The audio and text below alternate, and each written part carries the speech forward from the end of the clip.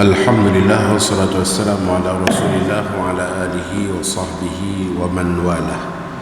Qala rabbi shrah li sadri wa yassir li amri wa hlul 'uqdatam min lisani yafqahu qawli. Rabbi yassir wa la tu'assir, rabbi tamim bi khair. Yang dimuliakan Tuan Imam, pengurusi, pegawai dan seluruh jawatan kuasa masjid, para asatizatul kiram, ahbabuna fillah, muslimin dan muslimat, mudah-mudahan dapat rahmat dan keberkatan dari Allah Subhanahu wa taala. Alhamdulillah, segala puji dan syukur kepada Allah Subhanahu wa taala yang kerana dengan limpahan rahmat, taufik, hidayah dan juga inayah daripada Allah Subhanahu wa taala, pada pagi ini kita dapat sekali lagi bertemu untuk kita daurahkan kita panduan solat musafir, memperhalusi hukum jamak dan juga qasar, yang merupakan hal-hal berkenaan dengan ibadah kita dari masa ke semasa di mana kita bermusafir. Maka pada ketika itu ada keperluan untuk kita melakukan solat secara jamak dan juga qasar yang diizinkan syarak, maka tak dapat tidak menjadi kewajipan secara fardu ain untuk kita belajar dan kita fahami hukum-hukum yang melibatkan solat jamak dan qasar. Baik, sebelum kita pergi lebih jauh, kita perlu fahami dulu istilah yang dikatakan musafir, mukim dan juga mustautin. Baik, kita tengok pada halaman yang ketiga. Musafir ialah seorang yang melakukan perjalanan jauh melebihi 2 marhalah atau 81 km. 81 km ni tuan-tuan merupakan dapatan muzakarah fatwa kebangsaan. Muzakarah fatwa memutuskan 2 marhalah bersamaan dengan 81 km.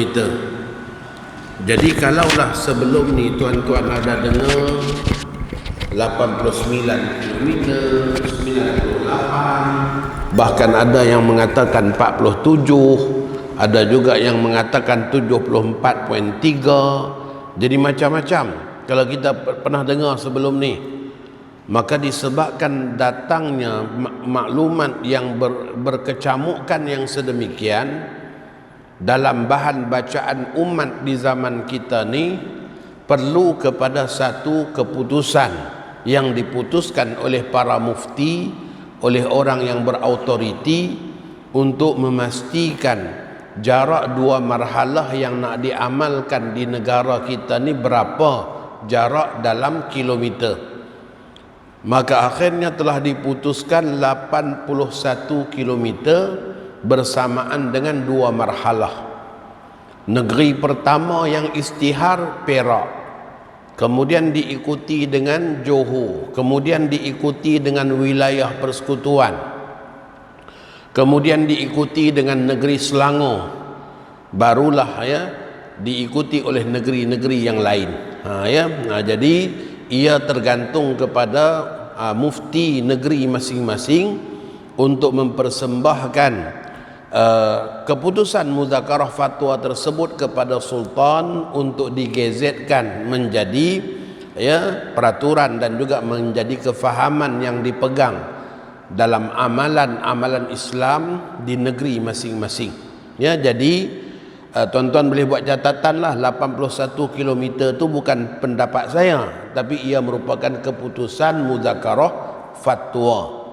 Jadi kalau sebelum ni kita dengar 89, kita dengar 98, kita dengar 74.3, bahkan ada yang mengatakan 47 km pun dah boleh dah jamak qasar.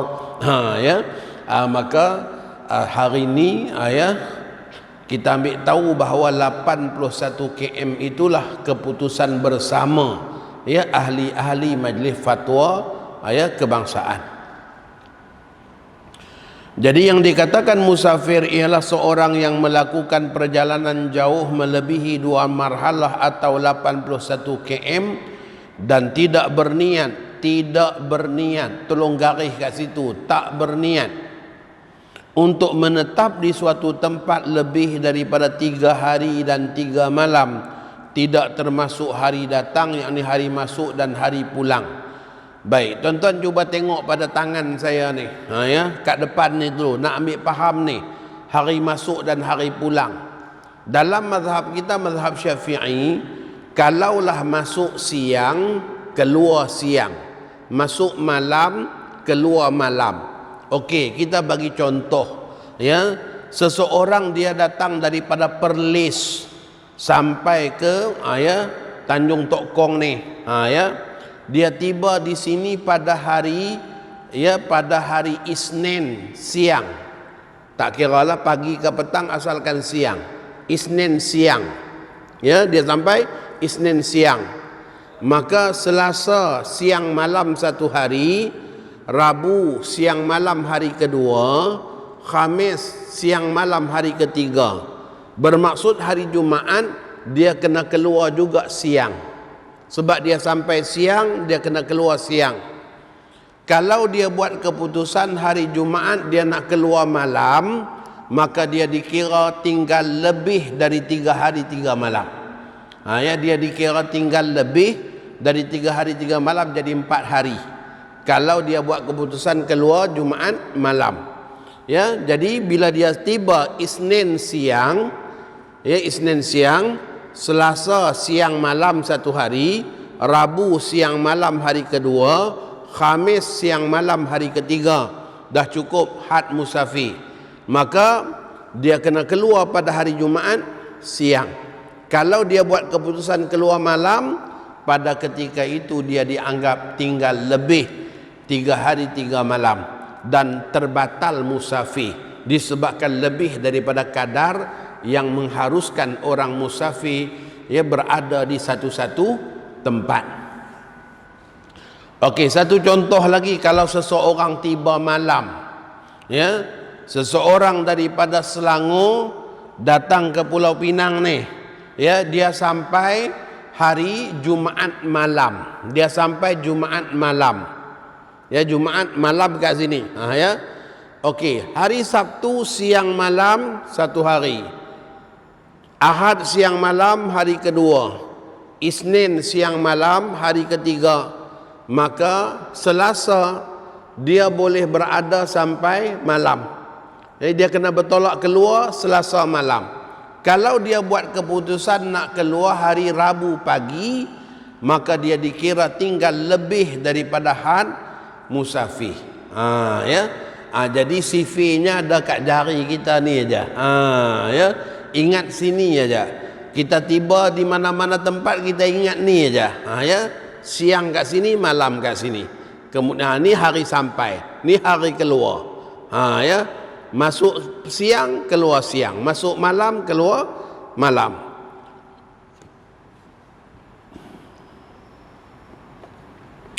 Tadi saya suruh tuan-tuan garis pada berniat.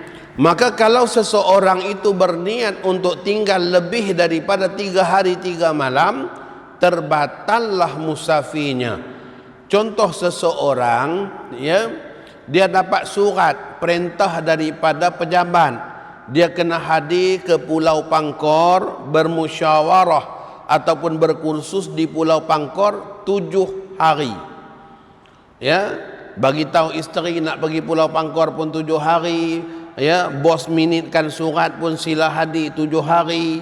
Kemudian Masya Allah buat persiapan nak pergi pun 7 hari, siapkan baju yang cukup untuk 7 hari.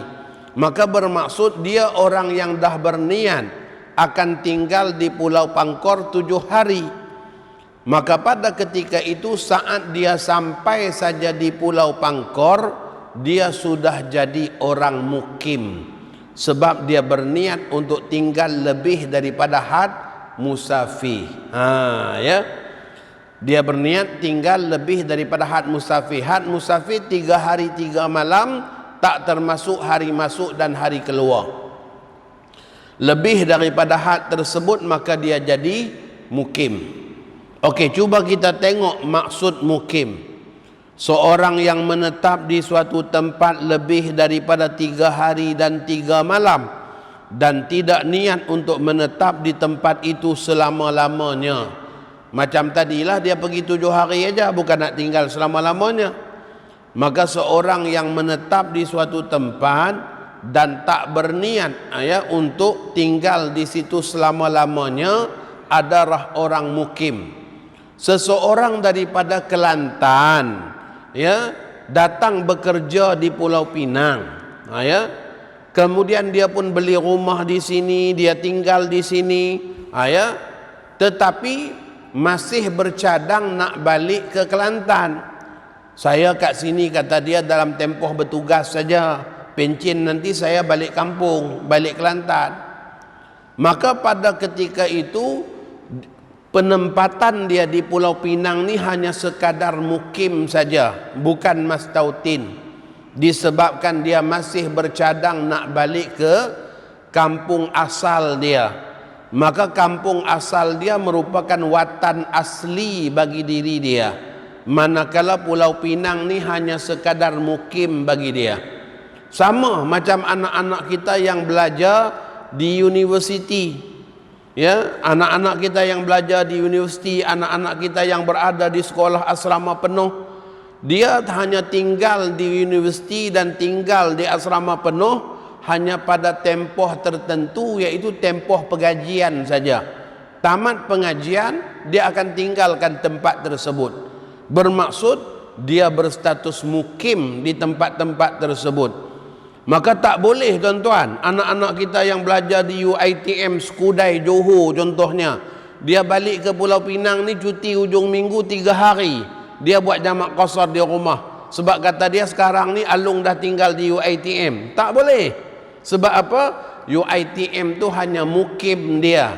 Sedangkan Pulau Pinang ni, Tanjung Tok Kong ni, rumah dia, rumah ayah dia di sini adalah mastautin dia. Adalah watan bagi dia, watan asli bagi dia. Maka dia tidak boleh jamak qasar di rumah watan asli dia. Disebabkan apa? Dia belum berpindah watan. Dia hanya tinggal di suatu tempat yang dia akan meninggalkan tempat tersebut apabila sampai tempohnya. Sama macam orang yang daripada Kelantan tadi, walaupun dah 20 tahun tinggal di Pulau Pinang, tapi bercadang pencen balik kampung, maka pada ketika itu dia hanya berstatus mukim di Pulau Pinang. Manakala kampungnya di Kelantan kekal sebagai watan dia, sebagai tempat asli mastautin bagi dia. Baik, berkenaan dengan mukim juga tuan-tuan, para ulama mengatakan mukim bagi suami adalah mukim bagi isteri. Begitulah juga sebaliknya, mukim bagi isteri adalah mukim bagi suami. Ini contoh pasangan jarak jauh. Suami bertugas di Pulau Pinang, isteri bertugas di Selangor. Hujung minggu suami pergi Selangor 3 hari, rumah isteri. Hujung minggu berikutnya isteri pula ambil flight datang ke Pulau Pinang 3 hari. Maka di rumah pasangan masing-masing, suami waktu berada di rumah isterinya di Selangor tak boleh jamak qasar. Sebab itu adalah mukim isteri dia. Begitulah juga isteri bila dia datang ke mukim suaminya di Pulau Pinang ni 3 hari, dia tak boleh jamak qasar sebab dia masuk ke pemukiman pasangan dia. Kerana mukim bagi seorang suami adalah mukim bagi isterinya. Begitulah juga sebaliknya, mukim bagi isteri adalah mukim bagi suaminya. Saya bagi contoh ni tuan-tuan, contoh pasangan jarak jauh. Imam Ibn Hajar bagi contoh seorang yang ada 4 isteri di 4 negeri. Itu contoh Imam Ibn Hajar. Seorang ni dia ada 4 isteri di 4 negeri. Tak boleh dia pergi rumah isteri kedua dia buat jamak qasar sebab dia 3 hari saja. Isteri kedua dan isteri pertama di Pulau Pinang, yang kedua di Kedah, yang ketiga di Kelantan, yang keempat di Terengganu contohnya. Maka tak boleh dia pergi rumah isteri dia di negeri-negeri yang jauh tadi, dia melakukan jamak qasar di rumah isterinya, kerana mukim bagi isteri adalah mukim bagi suami. Yang tu pun kita kena buat catatan juga. Baik, yang berikutnya mastautin adalah orang yang memang berniat untuk menetap di suatu tempat dan tidak keluar daripada tempat itu kecuali ada hajat dan keperluan. Dia pergi ke mana pun dia akan balik ke situ. Asal daripada Kelantan tetapi dah 20 tahun tinggal di Pulau Pinang. Kita tanya dia, ni habis pencen nanti nak balik kampung ke? Tak balik dah Ustaz, saya dah syok duduk Pulau Pinang ni, kata dia. Ya, Kelantan mana ada nasi kandang. Ya, contohnya lah. Ya, saya tak balik dah Kelantan, kata dia. Memang ya, duduk mengandang kat sini lah, kata dia. Ya, duduk di Pulau Pinang aja. Maka pada ketika itu dia dah jadi mastautin Pulau Pinang, sebab dia tak bercadang untuk meninggalkan tempat tinggal dia sekarang. Ya, orang yang macam ni berbeza dengan orang yang kata pencen nanti balik kampung. Apa beza dia? Yang pencen balik kampung bermaksud dia hanya mukim sini.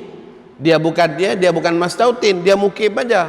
Orang yang macam tu kalau dia balik ke Kelantan, balik ke kampung halaman dia tak boleh jamak qasar, disebabkan dia kembali ke watan asli dia. Dia kembali ke watan asli kerana dia belum berpindah watan. Sebab dia belum berpindah watan. Tetapi orang yang dah pun niat nak menetap langsung di Pulau Pinang dan tak akan berpindah balik lagi ke negeri asal dia, orang yang sedemikian sudah pun berpindah watan. Maka saat dia balik ke Kelantan, asal Kelantan, lahir di Kelantan, tetapi dah tinggal di Pulau Pinang, niat untuk terus kekal di Pulau Pinang, maka pada ketika itu, ketika dia balik ke Kelantan, dia boleh jamak qasar walaupun di rumah tempat kelahiran dia. Ya, sebab apa? Sebab tempat kelahiran dia tu dah jadi asing bagi diri dia kerana dia dah memilih negeri lain sebagai watan dia. Contoh yang lain tuan-tuan supaya kita nampak, Nabi kita SAW lahir di Mekah, membesar di Mekah, tinggal di Mekah 53 tahun. Kemudian baginda SAW berhijrah ke kota Madinah. Lalu Nabi kita memilih Madinah sebagai watan. Nabi pilih Madinah ni sebagai watan. Bila Nabi kita nak balik ke Mekah, ada kebimbangan dalam hati orang-orang Ansar. Sudah, Rasulullah dah nak balik Mekah ni, mungkin nanti Nabi dah tak nak balik ke Madinah sebab Nabi dah balik kampung. Maka pada ketika itu Nabi kita tenangkan orang Madinah. Nabi kita kata apa? Aku tidak akan meninggalkan kalian. Bermaksud aku dah kekal watan di Madinah, aku tak akan tinggalkan kalian. Bermaksud Nabi kita dah pilih Madinah sebagai watannya, sebagai mastautinnya. Maka ketika baginda SAW datang ke kota Mekah, walaupun Mekah tempat kelahirannya, Mekah tempat baginda membesar, Mekah tempat baginda berkeluarga, Mekah Nabi kita tinggal selama 53 tahun, tetapi direkodkan baginda SAW solat qasar di kota Mekah. Nabi solat qasar di kota Mekah. Ya, sebab apa Nabi solat qasar? Sebab Mekah dah jadi asing bagi baginda kerana baginda telah mempunyai watan yang baru, iaitu Madinah Al-Munawwarah sebagai watan. Maka berpindahlah daripada watan Mekah menjadi watan Madinah, sehingga Mekah jadi asing. Maka begitulah contoh orang yang saya katakan tadi, dia daripada Kelantan, dia tinggal di Pulau Pinang, dia berniat akan terus kekal di Pulau Pinang, maka saat dia balik ke Kelantan, dia masih boleh qasar walaupun di kampung halaman dia di Kelantan. Kerana dia dah berpindah watan kepada watan yang baru, iaitu negeri Pulau Pinang sebagai watan dia. Ini kita kena faham dulu, konsep-konsep ni kena faham dulu, barulah boleh kita pergi lebih jauh. Maka dengan sebab itu kadang-kadang dua beradik tuan-tuan balik raya, abang buat jamak qasar, adik tak buat jamak qasar di rumah bapa. Kenapa ni? Kenapa awak jamak qasar, saya tak boleh jamak? Abang kata, Aku dah tinggal di Selangor, aku dah beli rumah sana, aku niat Mastautin sana, aku bolehlah jamak sebab aku dah berpindah watan. Kamu mengaji universiti lagi, ya, kamu belajar universiti lagi, maka watan kamu kekal, rumah ayah watan kamu, sebab tu kamu tak boleh jamak. Ya, itu kadang-kadang kita tengok, oh patutlah berbeza. Abang buat jamak qasar di rumah ayah, tapi adik tak boleh buat. Ya, kerana abangnya dah pun pilih watan yang baru, niat untuk tinggal di suatu tempat, manakala adiknya belum lagi. Ya.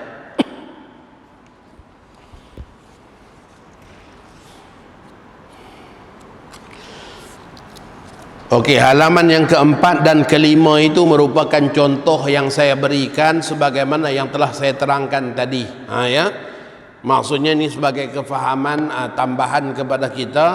Ya, Sofwan seorang penuntut di UiTM Arau, tinggal di kediaman siswa UiTM Arau. Bermaksud mungkin 4 tahun dia tinggal di sana sebab dia belajar. Maka Arau menjadi mukim bagi Sofwan. Sofwan pulang bercuti di rumah orang tuanya di Shah Alam selama 3 hari. Rumah orang tua dia di Shah Alam. Maka Shah Alam adalah watan, iaitu tempat Mastautin bagi Sofwan. Maka dalam aspek hukum, di Arau Sofwan tak boleh jamak qasar sebab mukim, di Shah Alam Sofwan tak boleh jamak qasar juga sebab Mastautin. Dia hanya boleh jamak qasar dalam perjalanan saja. Daripada Arau nak ke Shah Alam, dalam perjalanan boleh jamak qasar. Dari Shah Alam nak ke Arau, dalam perjalanan boleh jamak qasar. Ya, dia tak boleh jamak qasar di kedua-dua tempat tadi sebab satu tempat mukim, satu tempat lagi Mastautin. Baik, halaman yang kelima ni contoh orang Kelantan tadi. Ya, saya rasa cukup dah dengan contoh yang saya berikan. Ya, sudah dapat difahami. Baik, kita pergi halaman yang keenam. Keharusan qasar dan jamak hanyalah khusus untuk musafir yang bukan bertujuan maksiat. Tiada rukhsah bagi musafir untuk tujuan-tujuan maksiat ataupun musafir yang maksiat. Ya.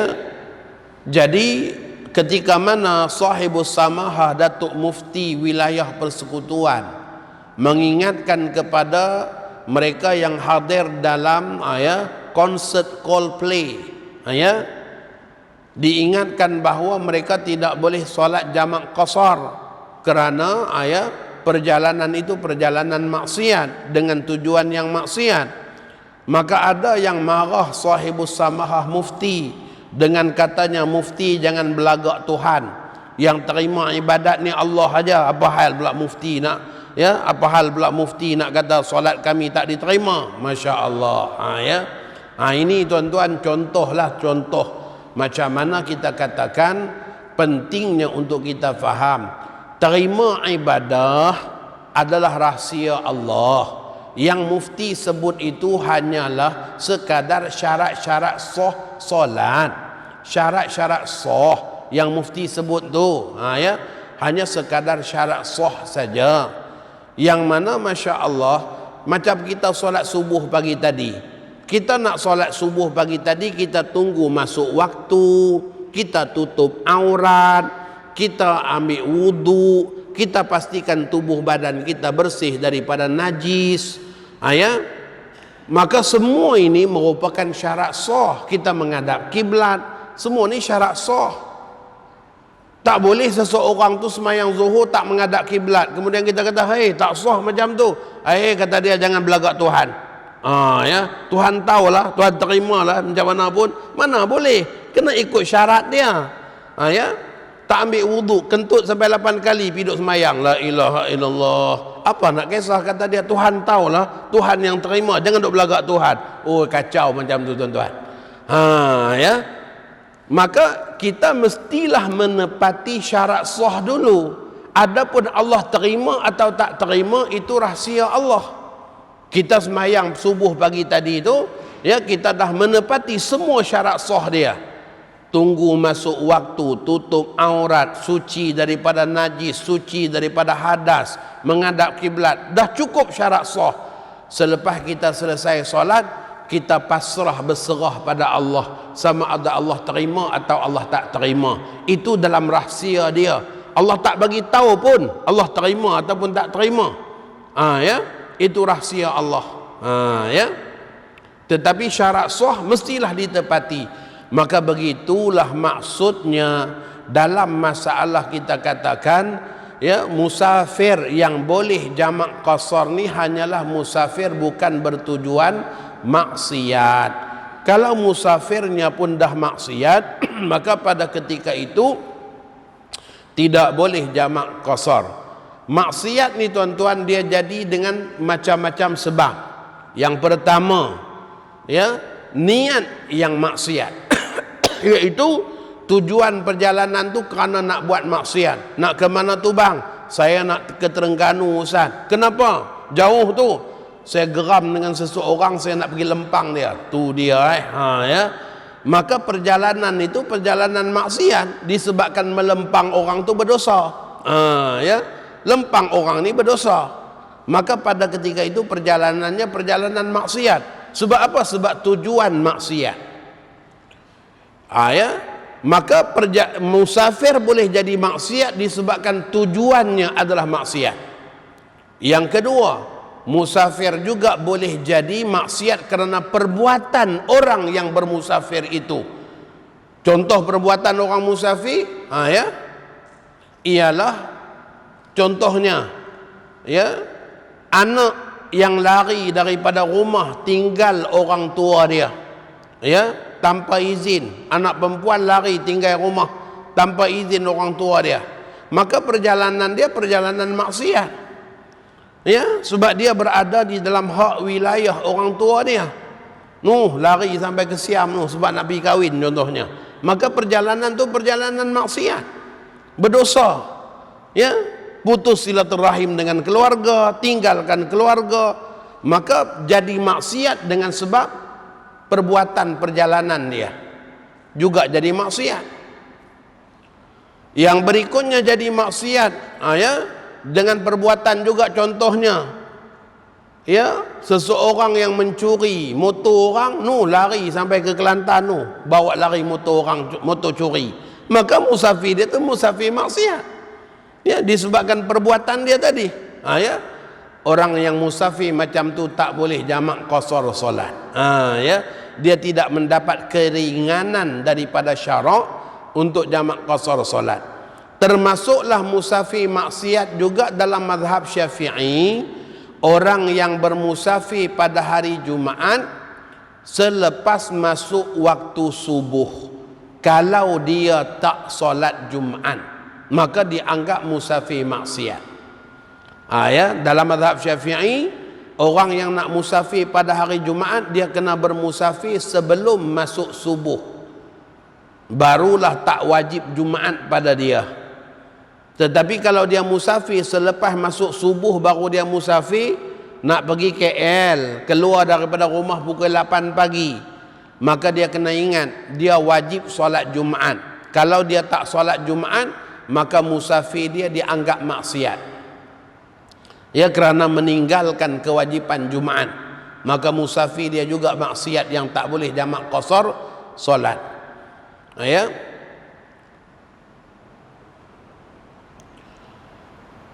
Baik, begitulah juga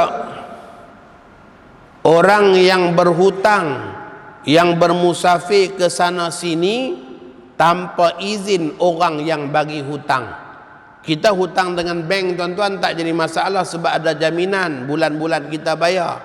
Hutang dengan koperasi pun sama juga, potong gaji bayar. Yang tu tak perlu nak duk telefon bank, telefon koperasi minta izin nak pergi mana-mana. Ya. Tetapi kalau berhutang dengan adik beradik, berhutang dengan kawan-kawan, hutang 3,000, 4,000, ya, maka pada ketika itu kita wajib bayar hutang.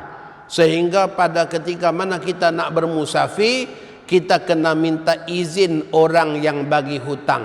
Kalau tak minta izin, maka pada ketika itu dianggap musafir maksiat juga dalam mazhab Syafi'i. Ya. Kawan ni merah mata je duk tengok, duk update status tu dia naik belon di Turki kejap-kejap pergi Turki, kejap-kejap pergi umrah, kejap-kejap tembok besar Cina, berjalan merata, hutang aku tak bayar. Ya, kawan duk bercakap macam tu. Ya, bila jumpa buat-buat tak ingat. Ya, jumpa buat-buat tak ingat, macam tak ada apa-apa. Ya, ustaz apa khabar? Baik nah, masya-Allah. Ya, kita pula risau nak jumpa dia, takut dia kata kita nak minta hutang, tapi sebenarnya dia yang hutang kita. Ya, maka orang yang macam tu, dia sebenarnya bila dia nak musafir, selama mana dia tak bayar hutang, dia wajib minta izin. Dia tak minta izin, maka musafir dia juga termasuk maksiat, sehinggalah dia dikira musafir yang tak boleh jamak qasar semayang. Tu dia tuan-tuan. Ya, itu hukum. Ya, itu hukum. Maka ulama membahagikan musafir ini kepada beberapa macam. Ada musafir wajib seperti orang yang bermusafir nak melaksanakan haji, maka musafir wajib. Orang yang bermusafir kerana nak menuntut ilmu fardu ain, sebab di tempat dia tak ada orang mengajar, maka dia terpaksa pergi jauh untuk belajar, maka musafirnya wajib. Orang yang bermusafir jauh kerana nak menunaikan amanah atau nak pergi bayar hutang, maka sebab menunaikan amanah wajib, bayar hutang juga wajib, maka musafirnya itu musafir yang tidak, musafir yang dikira wajib. Ada musafir yang dihukumkan sunat, seperti orang bermusafir untuk melaksanakan umrah, musafir untuk ziarah para ulama, ziarah adik-beradik, ziarah keluarga, maka musafir itu musafir sunat. Ada musafir yang dihukumkan harus, iaitu perjalanan-perjalanan yang diharuskan hukum syarak. Macam orang berniaga, benda-benda yang diniagakan tu perkara yang harus, maka dia bermusafir jauh tiap-tiap bulan masuk Thailand ambil kita katakan stok baru untuk dia bawa berniaga, maka pada ketika itu perjalanannya perjalanan yang harus, maka musafirnya juga musafir yang harus. Ada musafir yang haram yang kita sebutkan tadi, sama ada haram itu kerana niat nak melakukan perkara yang haram, ataupun perbuatan musafirnya itu sendiri sudah dianggap haram, kerana memutuskan hubungan silaturahim, kerana mengambil hak dan melarikan hak orang lain, ataupun kerana tidak meminta izin orang yang dia berhutang, sehingga kewajipan dia sepatutnya bayar hutang, tapi dia bermusafir. Itu semua merupakan musafir yang maksiat. Baik, yang berikutnya, fahami permulaan musafir. Bila seseorang tu dianggap sebagai bermula musafir? Musafir berlaku selepas keluar sempadan mukim. Para ulama mengatakan status musafir tidak berlaku kecuali melepasi sempadan watan atau mukimnya, seperti kampung atau kota atau desa. Maka ada setengah-setengah tempat yang ada kita katakan kawasan berpagar seumpama kota. Orang luar tak boleh masuk, hanya residensi aja boleh masuk. Hanya orang penduduk kawasan tu aja boleh masuk. Orang lain semua kena minta izin, kena tinggal IC, kena tunggu tuan rumah datang jemput baru boleh masuk. Maka itu dianggap seumpama kota zaman kita ni. Maka orang yang tinggal di penempatan yang macam tu, bila dia keluar saja daripada penempatan dia, dia sudah dianggap sebagai musafir. Syekh Arsyad Banjari tuan-tuan menyenaraikan sebelah macam orang yang dianggap sebagai musafir.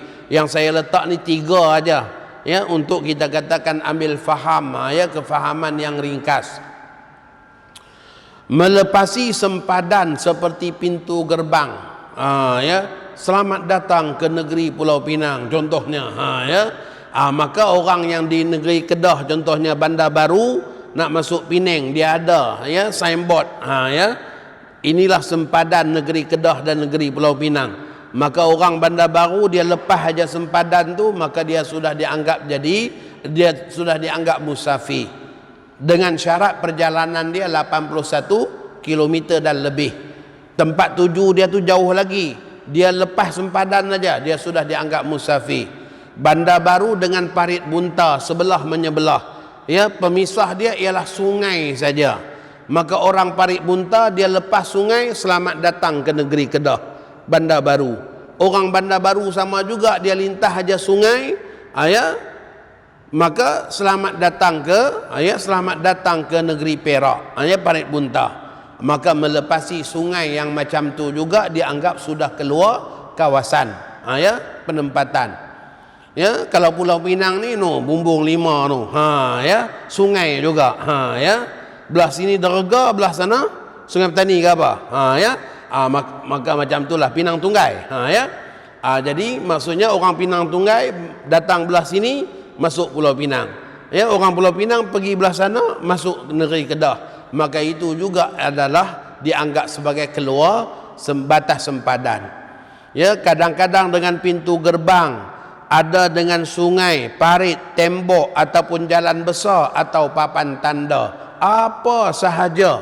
Ya, waktu saya mengaji dengan Tuan Guru Haji Saleh Ahmad dulu, ya, beliau mengatakan apa sahaja yang boleh jadi pemisah satu kawasan dengan satu kawasan yang lain sudah dianggap dua penempatan yang berbeza.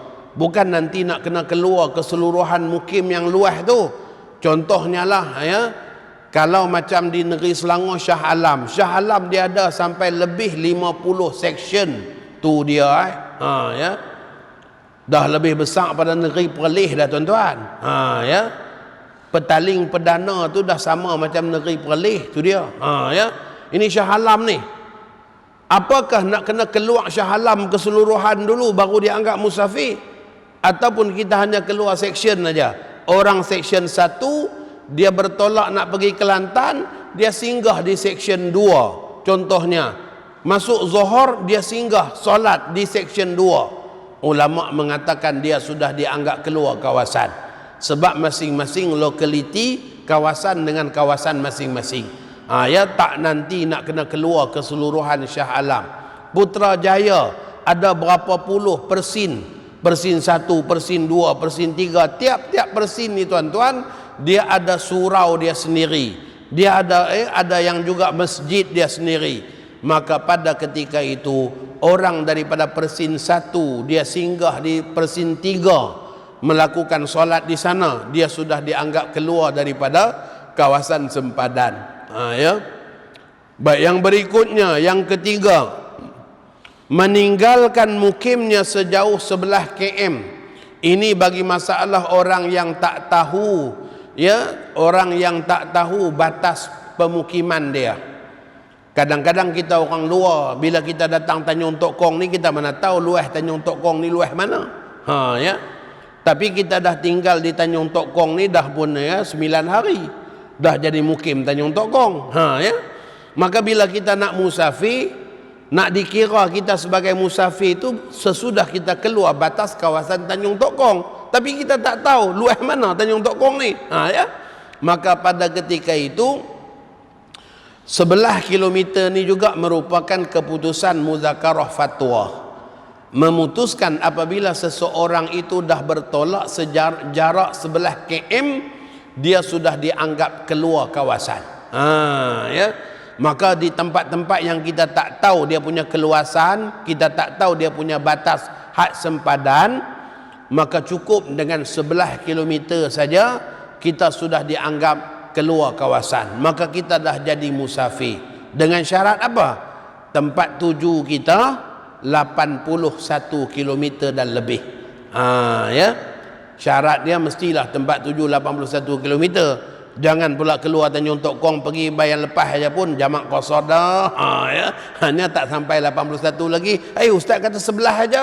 Sebelah itu syarat untuk jadi musafir, keluar batas kawasan, ya. Musafir ini mestilah jarak, ya, 2 marhalah, ya, baru boleh jadi musafir.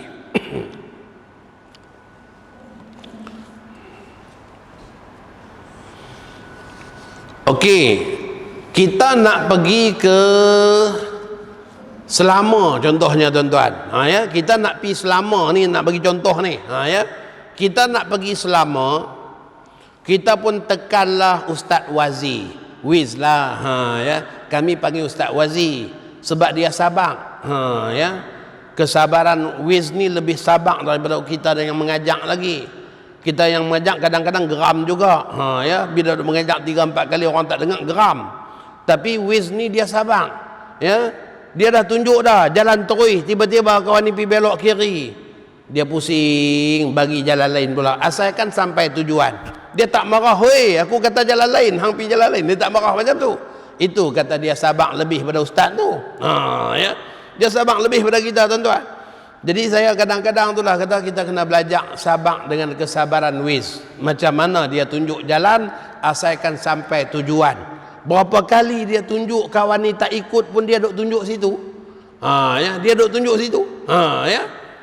Dia ulang tunjuk asalkan sampai tempat tujuan.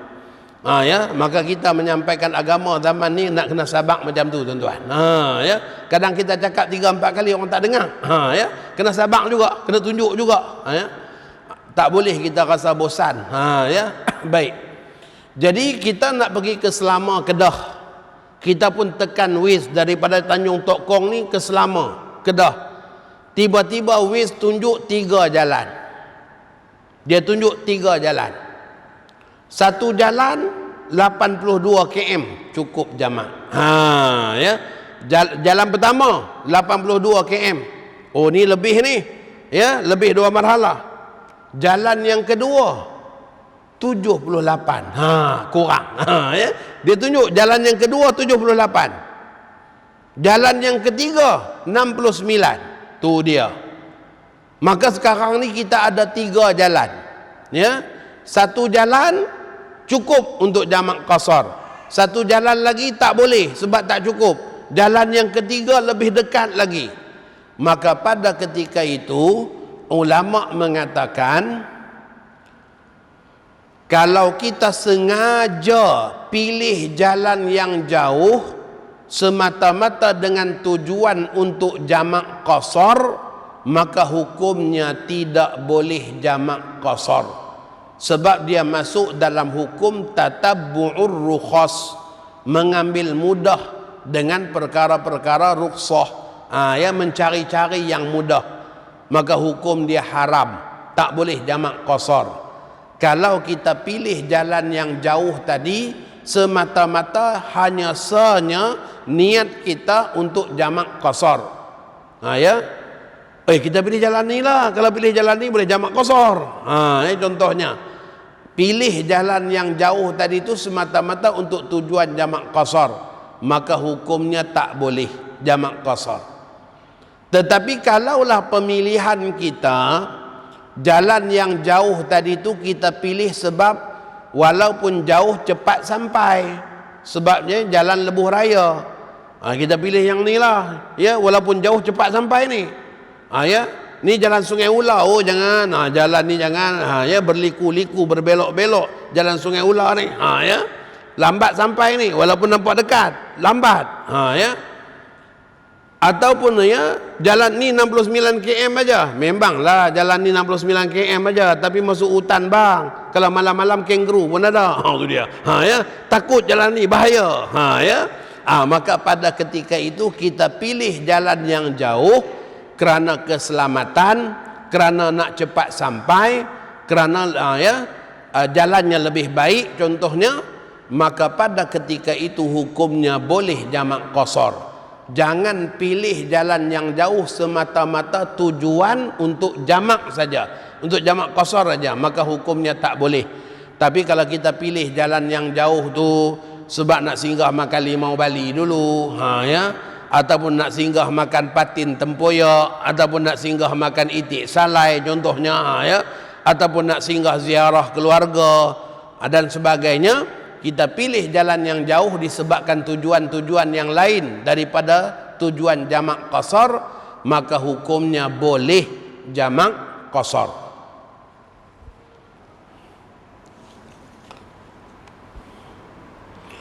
Okey, kita pergi pada halaman yang ke-8 dan ke-9. Ya. Ini hanya sekadar kita katakan kenyataan-kenyataan daripada kitab yang saya datangkan untuk menjadi peneguh kepada kenyataan-kenyataan yang kita bawa. Ya, kata Imam Nawawi dalam kitabnya Majmu' Syarah Muhadzam, jika seseorang ialah penduduk suatu kota, maka dia boleh qasar apabila dia berpisah daripada bangunan yang dinisbahkan kepada kota tersebut. Jika pagar kebun-kebun bersambung dengan pagar bandar ataupun kota, maka dengan berpisah daripada bangunan bandar sudah mengharuskan qasar, kerana kebun-kebun itu bukan daripada bandar. Dan jika ada dua kampung bersebelahan, zaman dulu dua kampung lah, zaman sekarang ni dua taman perumahan, zaman sekarang ni dua residensi, zaman sekarang ni dua section, zaman sekarang ni dua persin, dan sebagainya. Ya. Jika dua kampung bersebelahan, maka seorang yang keluar daripada kampungnya masuk ke kampung sebelah sudah boleh qasar asalkan perjalanan yang akan ditempuhinya sejauh 81 km atau 2 marhalah. Baik, Anas bin Malik radhiyallahu taala anhu meriwayatkan, aku salat zuhur bersama Nabi SAW di Madinah 4 rakaat, tetapi di Zulhulaifah 2 rakaat. Zulhulaifah baru sekadar 7 km daripada Madinah. Ya, Zulhulaifah ni baru 7 km. Nabi kita dalam perjalanan jauh, musafir jauh, keluar daripada Madinah, Nabi kita singgah di Zulhulaifah, ya, walaupun baru 7 km perjalanan, baginda solat qasar di situ. Itu menunjukkan bahawa orang yang musafir asalkan perjalanannya jauh lebih 2 marhalah, maka dia dah boleh jamak qasar bila dia keluar batas kawasan sempadan. Ya, bukan mesti tunggu sampai 81 dulu baru boleh. Ya, ada orang kita dia salah faham. Ya, bila kita nak berhenti jamak, jom kita berhenti untuk jamak qasar. Ustaz, belum 81 lah, kata dia, belum 2 marhalah lah. Ya, kan tak boleh sebelum 2 marhalah. Ya, ini salah faham tuan-tuan yang masih ada dalam kalangan masyarakat kita, yang beranggapan mesti tunggu 2 marhalah dulu baru boleh solat jamak qasar. Kalau belum cukup 2 marhalah tak boleh. Sebenarnya memang ada perkara tersebut di dalam kitab-kitab fiqh kita, tetapi perkara itu bukanlah hukum yang umum untuk semua orang.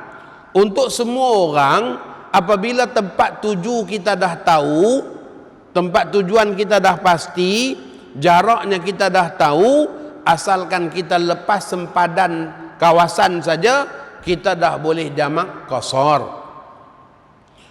Orang yang kena tunggu 2 marhalah baru boleh jamak hanyalah masalah terpencil, bukan masalah untuk semua orang, tidak.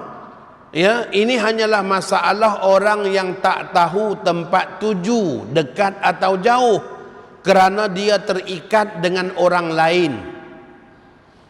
Suami isteri, isteri terikat dengan suami. Ya, berebut nak balik kampung. Ya, seorang tinggal di Selangor, seorang lagi tinggal di Johor. Bang, tahun ni raya rumah siapa bang? Ya, kata suami, mestilah rumah saya. Bang, dah 2 tahun dah rumah awak, tahun ni rumah saya lah pula. Ya, di Selangor. Kata suami, tak, awak jangan buat hal. Memang 2 tahun rumah saya, tapi tiap-tiap tahun singgah rumah awak dulu. Ya, tiap-tiap tahun singgah rumah awak dulu. Jadi macam raya rumah awak jugalah. Tahun ni saya tak kira, saya guna kuasa veto Johor, kata dia. Ya, berebut punya berebut, akhirnya suami buat keputusan, dah berebut sangat, tak payah balik raya mana-mana, kita pergi bercuti saja. Sudah. Maka tak tahu, isteri ni tak tahu nak pergi mana, kita pergi bercuti saja. Packing kain baju, masuk kereta, jalan. Bang, kita ke mana ni? Rumah awak ke rumah saya? Tak, kita bercuti saja. Ke mana? Diam. Sudah. Tak tahu ke mana.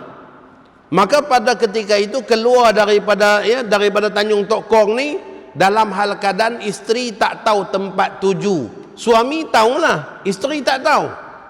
Maka isteri yang terikat dengan suami yang macam tu, dia kena tunggu 81 km dulu baru boleh jamak qasar. Sebab boleh jadi perjalanan tu dekat, boleh jadi juga perjalanan itu jauh, sedangkan dia tak tahu tempat tuju. Orang yang macam tu yang kena tunggu jarak 81 km baru boleh jamak qasar. Adapun orang yang sudah tahu daripada awal perjalanan, dah tahu dah, ya kita ni nak ke mana, nak ke Ipoh contohnya, dah tahu dah, maka keluar sempadan aja daripada Tanjung Tok Kong ni singgah Datuk Keramat, solat di sana boleh. Disebabkan apa? Dia dah tahu tempat tuju, memang lebih 81 km. Ya, orang yang tak tahu tempat tuju disebabkan terikat dengan orang lain, isteri yang mengikut suami, askar yang mengikut perintah ketuanya. Kadang-kadang askar, tuan-tuan, ya, keluar daripada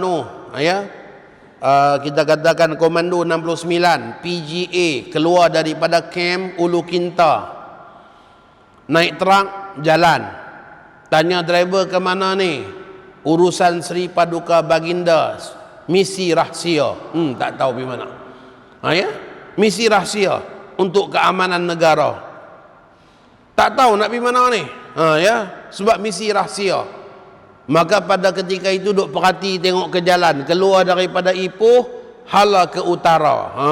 Ya, ni kita ni jalan hala ke utara ni. Sampai Kuala Kangsar, oh tak boleh jamak lagi, belum cukup 81. Ya. Naik ke atas lagi sampai Taiping, belum lagi. Naik ke atas lagi sampai Bandar Baru, dah 81, baru boleh jamak. Sebab dah pasti dah perjalanan tu perjalanan yang jauh.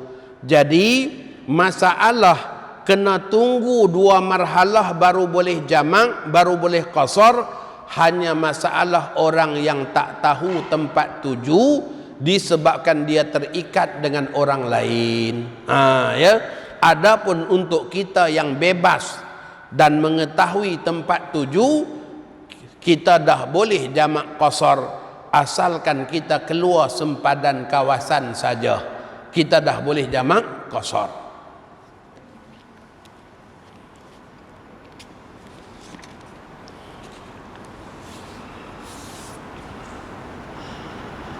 Okey, bila musafir batal dan berakhir, ini juga kita perlu tahu tuan-tuan. Sebelum kita pergi solat qasar, solat qasar sebenarnya mudah saja. Hukum-hukum ni yang kita kena faham dulu. Ya, hukum-hukum ni yang kena faham dulu. Yang banyak tak ambil faham, yang banyak tak ambil tahu ni hukum-hukum ni. Ya, jamak qasar tu mudah aja. Sebab apa? Dah ada tulis dekat surau RNR. Ya, macam mana niat qasar, macam mana niat jamak, dah ada dah kat surau RNR. Itu yang mudah tu. Tetapi ni hukum hakam yang melibatkan boleh tak boleh ni yang kita kena faham dulu. Ya. Macam mana bila batal musafir? Apabila musafir terputus atau batal maka berakhir, maka tidak boleh lagi solat qasar dan jamak. Seseorang tu tak boleh qasar dan jamak lagi bila musafir dia batal. Ya, batal musafir dengan kembali semula ke tempat memulakan musafir dengan masuk sempadannya. Ahmad selamat tiba di rumahnya di Ipoh setelah 2 hari bermusafir ke Pulau Pinang. Dia daripada Ipoh datang ke Pulau Pinang 2 hari aja. Maka di Pulau Pinang 2 hari dia boleh jamak qasar sebab dia masih dalam tempoh musafir. Perjalanan daripada Pulau Pinang balik ke Ipoh, dalam perjalanan masih boleh jamak qasar. Saat masuk saja ke kawasan penempatan rumah dia di Ipoh, maka batallah musafir kerana dia kembali ke tempat dia memulakan musafir. Ya. Yang kedua, berniat kembali ke tempat memulakan musafir di suatu tempat yang belum melepasi jarak 81 km. Ya, ini saya buat contoh orang Shah Alam datang ke Pulau Pinang. Ya, kita ambil contoh lain. Ya, seseorang keluar daripada Tanjung Tok Kong ni nak bermusafir ke Terengganu, nak pergi ke Terengganu. dengan penerbangan kapal terbang. Maka dia pun pergi ke Bayan Lepas, ke airport Bayan Lepas. Dia sampai di airport Bayan Lepas sebab Bayan Lepas dah pun luar kawasan Tanjung Tok Kong. Maka pada pukul 1.20 masuk Zohor, dia pun solat Zohor jamak dengan Asar di Bayan Lepas. Sebab perjalanan dia nak pergi ke Terengganu. Perjalanan dia nak pergi Terengganu, jauh, Kuala Terengganu. Selepas dia buat jamak qasar, barulah dia tarik beg apa semua, pergi nak check in. Urusan di kaunter penerbangan. Tiba-tiba dimaklumkan semua penerbangan ke Kuala Terengganu ditangguhkan kerana banjir. Cik tak boleh pergi, cik, banjir, tak tahu berapa hari lagi ni. Jadi takkan dia nak duduk berkampung, duduk di airport tu, baik dia balik rumah dia. Maka pada ketika itu dia pun berniat tak jadi pergi Terengganu, batalkan hasrat pergi Terengganu, balik semula ke Tanjung Tok Kong. Pukul 1.30 bertolak daripada Bayan Lepas, sampai di Tanjung Tok Kong ni baru sekitar 20 minit lebih. Pukul 2 dah sampai. Apakah dia kena ulang semula solat Zohor? Tak perlu ulang. Sebab solat Zohor dia tu dia tunaikan, memang dia musafir. Dia terbatal musafir selepas solat. Dia batal musafir lepas solat. Apakah nanti bila masuk asar, pukul 4.30 masuk asar, dia kena ulang semula solat asar? Juga tak wajib ulang. Sebab solat asar dia dah sah. Kerana dia batal musafir selepas dia menunaikan solat secara jamak. Namun musafir batal tak? Musafir batal selepas dia berniat membatalkan hasratnya untuk pergi ke Terengganu disebabkan banjir tadi. Itu contoh, tuan-tuan. Dengan erti kata, kalaulah dia belum solat lagi, waktu dia pergi ke kaunter tu dia belum solat lagi, dia nak check in dulu, tiba-tiba dimaklumkan musafir batal, dimaklumkan penerbangan ditangguhkan. Maka pada ketika itu orang tersebut langsung batal musafir dan dia tak boleh lagi solat jamak dan qasar. Sebab tujuan dia nak pergi Terengganu, bukan pergi ke Bayan Lepas. Maka dia dah tak boleh jamak qasar. Kalau dia dah selesai jamak qasar baru dia tahu, maka jamak qasar dia sah. Kalau sebelum dia jamak qasar dia tahu musafir dia dah batal, maka pada ketika itu dia tak boleh solat secara qasar dan juga jamak. Baik, kita tengok halaman yang ke-12. Batal musafir dengan berniat mukim, iaitu tinggal 4 hari atau lebih. Maksudnya tinggal lebih daripada had musafir tadi. Kita kata had musafir 3 hari saja. Kalau niat nak tinggal satu tempat 4 hari, maka dah jadi mukim. Abu bermusafir daripada Cyberjaya ke Johor Bahru untuk menghadiri kursus selama 7 hari. Maka dia berniat akan tinggal di Johor Bahru selama 7 hari. Abu hanya boleh melakukan solat qasar dan jamak dalam perjalanan saja. Bila dia sampai di Johor Bahru, dia dah jadi mukim Johor Bahru, maka dia dah tak boleh jamak. Dia dah tak boleh jamak. Yang ni tuan-tuan masih ada yang keliru. Saya terlibat dengan kementerian, kadang-kadang kita buat kursus selama seminggu. Kita duk heran, kenapa waktu asar tak ramai yang turun surau? Yang kita panggil kursus ni ustaz-ustazah, tapi kenapa tak turun pula solat jemaah? Bila kita tanya aja, kenapa tuan-tuan tak turun? Kami jamak ustaz. Sudah. Bila kita terangkan jamak, apalagi tuan-tuan kan datang sini niat tinggal 7 hari, surat panggilan kursus pun 7 hari, tak boleh ke ustaz? Bukan 3 hari jamak dulu, baru hari keempat baru boleh semayang tamam? Oh tidak tuan-tuan, sampai saja dah jadi mukim. Sampai saja dah jadi mukim, dah tak boleh jamak dah, sebab berniat untuk tinggal lebih daripada had musafir. Sampai aja dah jadi mukim. Bukan lepas 3 hari baru jadi mukim, tak. Itu masalah lain. Masalah yang macam tu muka surat 13. Ya, muka surat 13. Cuba tengok muka surat 13, dia beza. Muka surat 12 dengan muka surat 13 beza. Roslan bermusafir dari Cyberjaya ke Pontian selama 3 hari untuk menziarahi saudaranya yang sakit. Niat asal dia nak pergi Pontian 3 hari saja, maka musafirlah, sebab niat tinggal 3 hari. Ya? Ketika berada di sana, Roslan berniat untuk terus tinggal lagi seminggu kerana saudaranya itu sakit tenan. Asalnya berniat 3 hari saja, maka hari pertama jamak qasar, hari kedua jamak qasar, masuk hari ketiga isteri dia tanya, "Bang, kita nak bertolak balik bila ni?" Kata dia, "Tengok pada keadaan yang sakit ni rasa kesian pula. Tak apalah, kita stay lagi 5 hari." Ya, waktu dia berniat nak stay lagi 5 hari, waktu tu batal musafir. Ya, disebabkan berniat tinggal lebih daripada had musafir.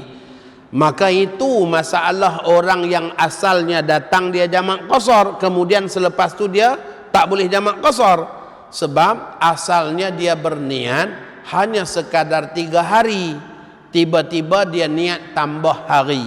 Saat dia berniat tambah hari, pada ketika itulah batal musafir. Ya, yang ni masalah muka surat 13 dengan muka surat 12 ni tuan-tuan berbeza. Sebab tu saya minta designer tolong pastikan ada dalam halaman yang sama supaya dapat nampak ya beza tu macam mana. Yang pertama, daripada awal lagi, muka surat 12, awal-awal lagi dah niat nak tinggal 7 hari. Sebab itu sampai aja langsung jadi mukim. Yang kedua, muka surat 13, dia pada awalnya berniat 3 hari, kemudian dia niat untuk tambah hari. Maka sebab itulah 3 hari awal sebelum batal musafir dia masih jamak qasar. Bila batal musafir barulah dia tidak boleh jamak qasar.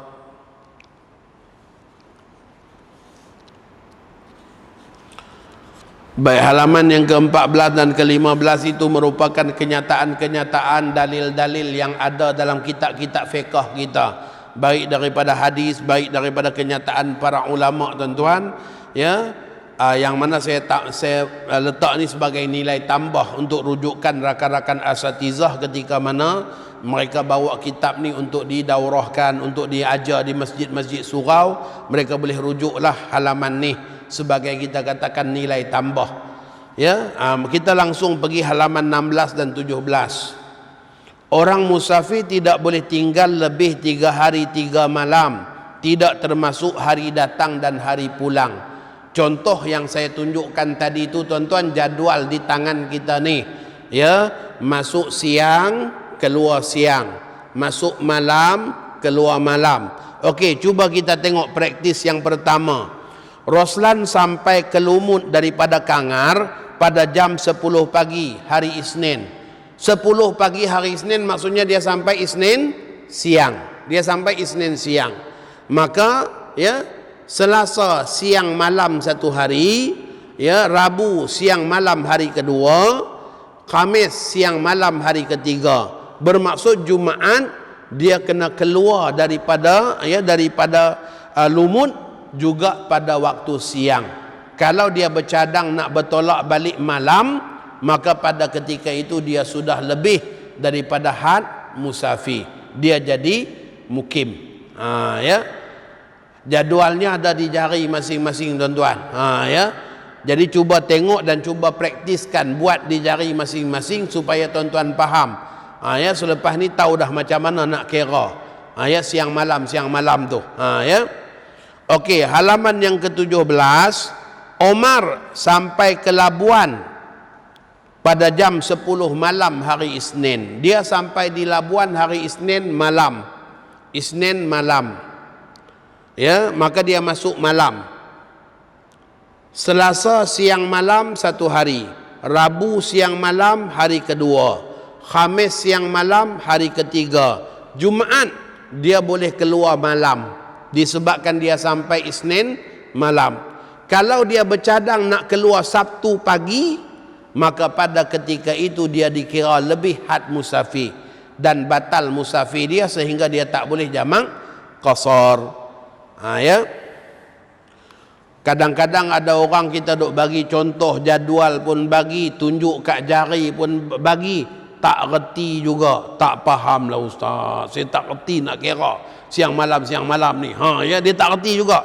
Kita pun macam mana nak buat ni? Ya.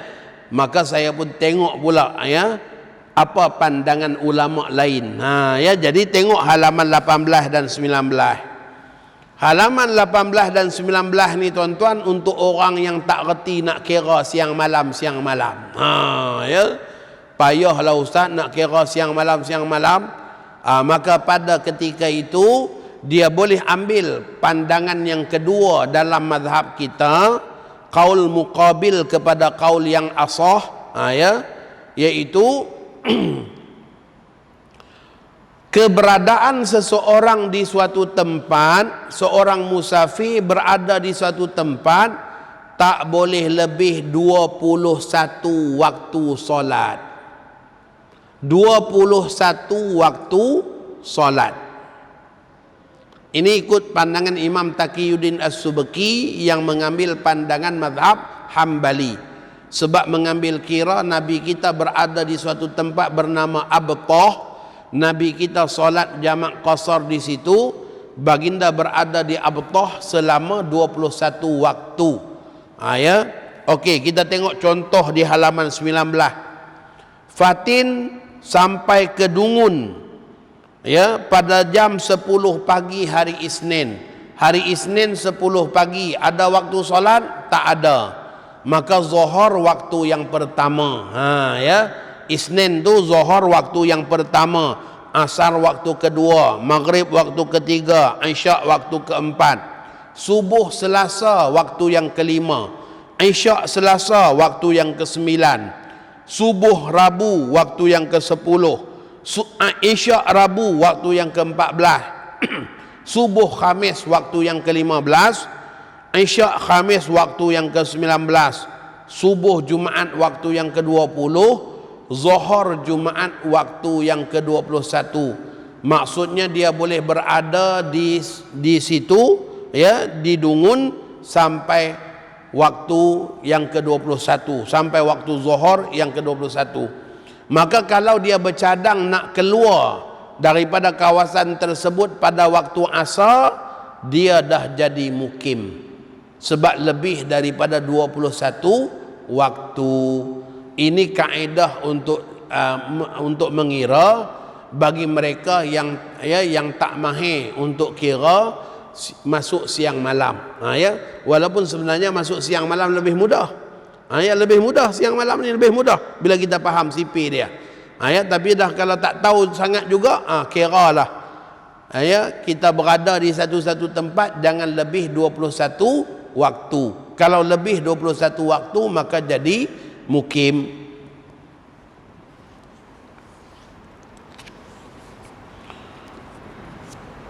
Okey, halaman yang ke-20 dan 21 ni pada masalah orang yang boleh jamak qasar sampai 18 hari 18 malam.